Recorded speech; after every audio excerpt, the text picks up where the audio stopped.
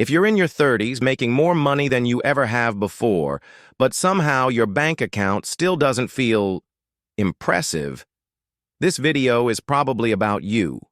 Because most people in their 30s aren't broke. They're not reckless. They're not bad with money.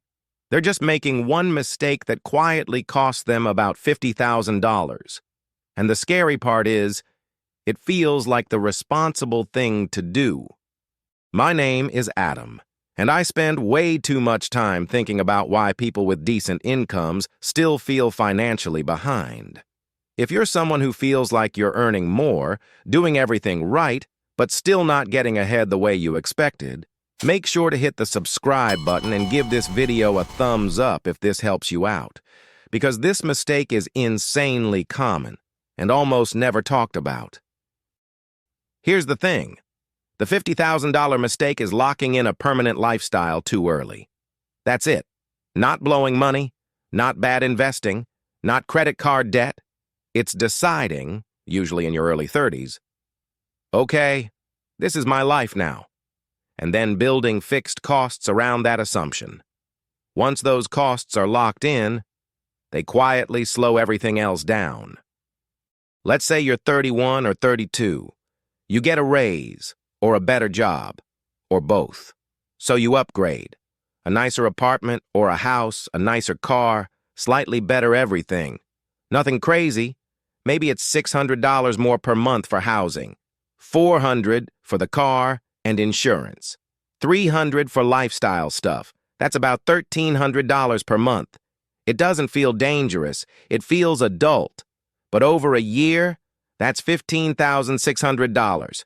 Over 3 years, almost $47,000. That's the $50,000 mistake, and that's before investing even enters the conversation. Here's what most people don't realize. Your 30s are the most dangerous decade for money psychologically, because this is when you finally make real money. You're tired of feeling behind. You want proof you're progressing. And everyone around you is upgrading too. According to Federal Reserve data, people in their 30s see the fastest rise in fixed expenses, not because they're reckless, but because higher costs start to feel normal. You don't think, I'm overspending. You think, this is just life. And that's the trap. Look, spending money isn't bad. Fixed spending is. Once something becomes fixed, you stop questioning it. You stop adjusting it. You build your life around it. Canceling a subscription is easy. Selling a car you still owe money on isn't. Downsizing a house feels like failure, even when it's smart.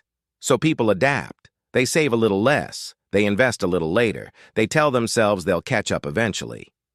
Now let's talk numbers. If instead of locking in that extra $1,300 per month, you invested it. That's $15,600 per year at a conservative 7% return over 10 years. That turns into roughly $215,000. Not $50,000. Over $200,000. This is why the mistake is so expensive. It doesn't just cost money, it steals time. Now you might be thinking, Adam, are you saying don't enjoy your life? No. I'm saying don't cement it too early. Your 30s are like wet concrete. Whatever shape you give your life early on hardens. And most people shape it around comfort instead of flexibility. In your 20s, flexibility is normal. In your 40s, income is usually higher and systems are already built. But in your 30s, you're building the system. And that system either accelerates your wealth or quietly caps it. Here's the uncomfortable truth. Your 30s aren't about maximizing lifestyle. They're about maximizing options. Options to change jobs, to take risks, to invest aggressively, to say no, to pivot without panic. And options require low fixed costs. So what should you do instead? First, audit your fixed expenses. Ask yourself which of these would be painful to undo. Second, freeze your lifestyle for a year or two. Let income grow before expenses do. Third, cap housing below what the bank approves.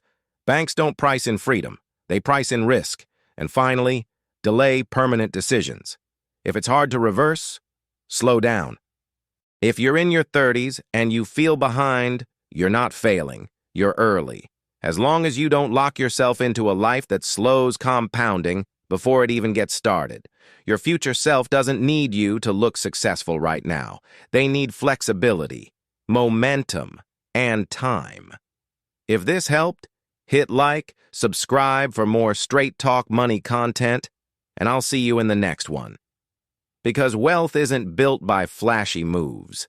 It's built by avoiding quiet, expensive mistakes.